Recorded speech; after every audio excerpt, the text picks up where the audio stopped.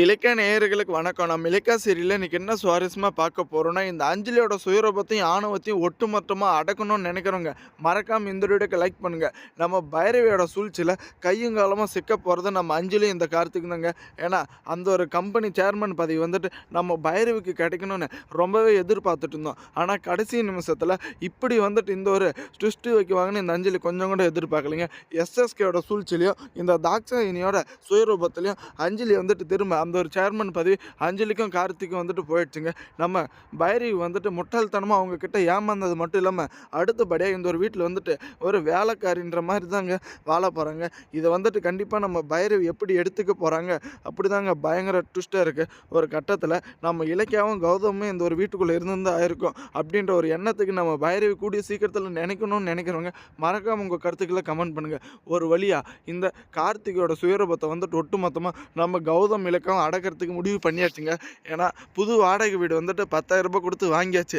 அடுத்தபடியாக ஜானோ நம்ம வந்துட்டு எந்த ஒரு வீட்டை விட்டு வெளியே அனுப்பணுங்களோ அந்த ஒரு வீட்டுக்குள்ளே போனோம். ஸோ இழந்து போனால் அந்த ஒரு சொத்து மதிப்பை திரும்ப மீட்கணும். ஏன்னா இந்த கார்த்திக் வந்துட்டு இவ்வளோ நாளாக சின்ன பையன், அவன் போனால் போது தப்பு பண்ணால் பண்ணிட்டு போகிறான்னு நினச்சிருந்தோம். ஆனால் அதுக்கு எல்லாத்தையும் வந்துட்டு இன்றைக்கி நான் முடிவு கட்டியே தருவேன். ஏன்னா அவன் எப்போ அந்த ஒரு வார்த்தை சொன்னானோ அதே சமயம் இந்த அஞ்சலி வந்துட்டு நம்ம வீட்டை விட்டு வெளியே வரும்போது நம்மக்கிட்ட இருக்கிற பணம் நகை எல்லாத்தையுமே பிடிக்கும் தான் நினச்சா, இதுக்கு மேலே வந்துட்டு அவங்கள விட்டு வைக்க போகிறதில்ல. நம்ம வீட்டை விட்டு வெளியே வந்ததும் அடுத்தபடியாக சிந்தாமணியாக அந்த ஒரு வீட்டுக்குள்ளே போயிருக்கா. சிந்தாமணியோட சுயரூபம் யாருக்குமே தெரியாது. இப்போ பார்த்தீங்கன்னா இந்த எஸ்எஸ்கே மூலிமா திரும்ப சேர்ந்துக்கிட்டு கேஸ் கொடுக்குற லெவலுக்கு போயிட்டா கண்டிப்பாக நம்ம வந்துட்டு எப்படி ஏமாந்தோமோ அதே மாதிரி தான் இந்த எஸ்எஸ்கே கிட்டையும் தாக்ஷானிக்கிட்டையும் இந்த அஞ்சலியும் கார்த்திக்கும் வசமாக ஏமாற போகிறாங்க. ஒரு கட்டத்தில் நம்ம கௌதமுக்கே வந்துட்டு பயங்கர கோவம் வருதுங்க. ஜானகி அம்மா வந்துட்டு கேட்ட கேள்வி ஒவ்வொன்றும். ஏன்னா அந்த கார்த்திக் இருந்துக்கிட்டு ஆரம்பத்தில் அப்பம் பேர் தெரியாத அந்த கௌதம் கூட போகிறீங்களா, இல்லை பெத்த மகன் கூட வரீங்களா, அவங்க கூட போனால் கண்டிப்பாக வந்துட்டு நீங்கள் ஒரு பிச்சைக்கார வாழ்க்கையை தான் வாழ முடியும். அதே என் கூட வந்தீங்களா நான் ராணி மாதிரி பார்த்துக்குவோமா. ஏன்னா இவ்வளோ நாளாக வந்துட்டு நம்மக்கிட்ட இருக்கிற அந்த ஒரு சொத்து மதிப்பை எப்படியாச்சும் திருடி அதில் வந்துட்டு லைஃப் செட்டில் இல்லைன்னா நினச்சிட்டு இருந்தான். ஆனால் உண்மையிலே வந்து இந்த கௌதமோட ஒரு மோசமான இந்த ஒரு உலகத்திலே இல்லைன்னு ரொம்பவே வந்துட்டு கேவலப்படுத்திட்டு இருக்காங்க. இதெல்லாம் கேட்க முடியாமல் நம்ம ஜானகி அம்மா வந்துட்டு ஹார்ட் அட்டாக் மூலிமா வந்துட்டு இப்படி ஒரு நிலைமைக்கு ஆளாயிட்டாங்க.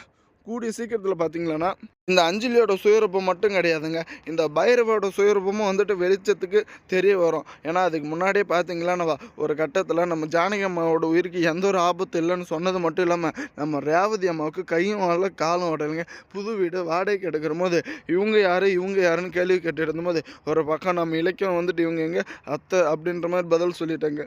ஆனால் நம்ம ரேவதி அம்மா வந்துட்டு நீங்கள் யாருன்னு கேட்டபோது யாருமே எந்த ஒரு பதிலுமே சொல்லலைங்க. நம்ம கௌதம் விட்டு கொடுக்காம இவங்களும் என் அம்மா தான் அப்படின்ற மாதிரி ஒரு பதிலை சொல்லிட்டாங்க. ஆனால் இதுக்கு மேலே வந்துட்டு இவங்க கிட்ட மறைமுகமான விஷயத்த வந்துட்டு எதுவும் நடத்த முடியாது. கண்டிப்பாக வந்துட்டு இதுக்கே ஏதாச்சும் ஒரு முற்றுப்புள்ளி வைக்கணும்னு நாங்கள் எல்லாருமே எதிர்பார்த்துட்டு இருக்கோம். ஏன்னா இந்த எஸ்எஸ்கே வந்துட்டு ஆணவத்தில் ஆடுறது மட்டும் கிடையாதுங்க. ஒரு பக்கம் பார்த்தீங்களன்னா எப்படியாச்சும் இலக்கியமும் கௌதமும் அடிமுட்டாள்தனமாக வந்துட்டு அழிக்கணும்னு நினச்சிட்டு இருக்காங்க. அவங்களுடைய மொத்த ப்ராப்பர்ட்டியும் வந்துட்டு ஆசைப்பட்டுட்டு இருக்காங்க.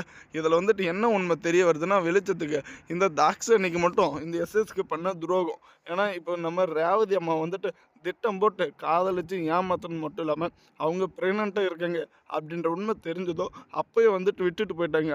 பணத்தை பிடிச்ச ஒரு மிருகங்க. இந்த உண்மை மட்டும் நம்ம தாக்ஷானிக்கு தெரிய வந்துச்சுன்னா ரொம்பவே சந்தோஷமாக இருக்குங்க. ஏன்னா அந்த தாக்ஷானிக்கு மட்டும் உன் அருமை புருஷன் பார்த்தியா 20 வருஷத்துக்கு முன்னாடி எப்படிப்பட்ட ஒரு காரியத்தை பண்ணியிருக்கான். ஏன்னா இந்த ரேவதி அம்மாவுக்கு உங்கள் அருமை புருஷன் இந்த எஸ்எஸ்கே துரோகம் பண்ணது மட்டும் இல்லாமல் பணம் இருக்குன்ற ஒரே காரணத்தினால தான் உங்ககிட்ட வந்திருக்கான்ற உண்மையை வந்துட்டு வெளிச்சத்துக்கு வரப்போகுதுங்க. தேங்க்ஸ் ஃபார் வாட்சிங். இலக்கிய நேயர்களுக்கு மறக்காமல் சப்ஸ்கிரைப்